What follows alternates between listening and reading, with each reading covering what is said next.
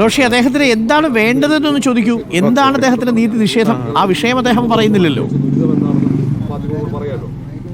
ഞാൻ പറഞ്ഞുതരാം. എനിക്കൊരു ഗ്ലാസ് വെള്ളം വേണമായിരുന്നു. റോഷി, അയാൾക്ക് ചിലപ്പോൾ വെള്ളം വേണ്ടി വരും. അല്പം ടെൻഷനിലായിരിക്കാൻ സാധ്യതയുണ്ട്. കാരണം പ്രതീക്ഷിച്ച പോലെയല്ല, കാര്യങ്ങൾ കൈവിട്ടുപോയി. പരാതി പറയാൻ വന്നതാണ്. ആരോ ഈ അവിടേക്ക് പോകാൻ പറഞ്ഞു. ഒരുപക്ഷെ പോലീസുകാർ തെറ്റിദ്ധരിച്ചിട്ടുണ്ടാവും, മീഡിയ പേഴ്സൺ ആണെന്ന് കരുതിയിട്ടുണ്ടാവും. എന്താണെന്ന് അറിയില്ല. എന്നാലും ടെൻഷൻ ഉണ്ടെന്ന് തോന്നുന്നു പുള്ളിക്ക്. വെള്ളം കൊടുത്തിട്ട് ചോദിച്ചാൽ മതി. എന്താ സംഭവം എന്ന് ഒന്ന് ചോദിക്കുന്നത്. തീർച്ചയായും അരുൺകുമാർ, നേരത്തെ ഈ വാർത്താ സമ്മേളനം നടക്കുന്ന ബിൽഡിങ്ങിൽ അതിൽ കോൺഫറൻസ് ഹാളിലേക്ക് പോകുമ്പോൾ മാധ്യമപ്രവർത്തകൻ എന്ന് പറഞ്ഞു എന്നാണ് അവിടെ റിസപ്ഷനിലെ പോലീസ് ഉദ്യോഗസ്ഥ പറഞ്ഞത്. അങ്ങനെയാണ് അവർ അകത്തേക്ക് കയറ്റി വിടുന്നത്. ഒരു തിരിച്ചറിയൽ രേഖയുണ്ടായിരുന്നു, വിദേശ മാധ്യമപ്രവർത്തകൻ എന്ന് തെളിയിക്കുന്ന രീതിയിൽ ഒരു ഓൺലൈൻ മാധ്യമ സ്ഥാപനത്തിൻ്റെ തിരിച്ചറിയൽ രേഖ. ആ തിരിച്ചറിയൽ രേഖ ഉപയോഗിച്ചാണ് പോലീസ് ആസ്ഥാനത്തേക്ക് കടന്നത്. പക്ഷേ അവിടെ എത്തി മാധ്യമപ്രവർത്തകർക്കൊപ്പം അവിടെ നിന്ന് വാർത്താ സമ്മേളനത്തിൽ അദ്ദേഹത്തിൻ്റെ വ്യക്തിപരമായ കാര്യങ്ങളാണ് പറഞ്ഞത്. പക്ഷേ എന്താണ് പരാതി എന്ന് ഇപ്പോഴും വ്യക്തമാക്കുന്നില്ല.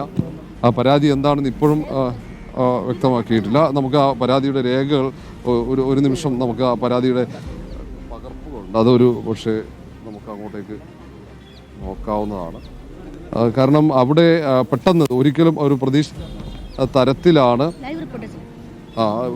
തരത്തിലാണ് ഈ അദ്ദേഹം പരാതി. രേഖകൾ എന്താണെന്ന് എന്തായാലും റോഷി ഒന്ന് നോക്കിക്കോളൂ. എന്താണ് കാര്യമുള്ള കഴമ്പുള്ള പരാതിയാണോ എന്നുള്ളത് നമുക്ക് നോക്കാം. അതിനുശേഷം അദ്ദേഹത്തെ വരാം. അദ്ദേഹത്തിന് പാനിക് ആക്കേണ്ടതില്ല. ഇപ്പോൾ വല്ലാതെ ടെൻഷനിലാണ് നിൽക്കുന്നത്. ഇടയ്ക്ക് ചായ കുടിച്ചോട്ടെ എന്നൊക്കെ ചോദിക്കുന്നുണ്ട്. എന്താണെന്നൊരു ഒരു ഫോട്ടോയും കൂടി എടുത്താൽ നന്നായിരിക്കും. എന്താണ് സംഭവം എന്ന് അതിനകത്ത് അറിയാൻ പറ്റും. പരാതി എന്താണ് എന്നുള്ളതും കൂടി നമുക്ക് നോക്കണമല്ലോ. പരാതിയുടെ പകർപ്പ് നമുക്ക് ലഭിച്ചിട്ടുണ്ട്. അത് ഓക്കെ. അപ്പൊ കരുതിക്കൂട്ടി തന്നെയാണ് ശ്രീ ബഷീർ വന്നത്. മാധ്യമങ്ങൾക്ക് കൂടി ആ പകർപ്പ് തരാൻ വേണ്ടിയാണ് വന്നത് അല്ലേ?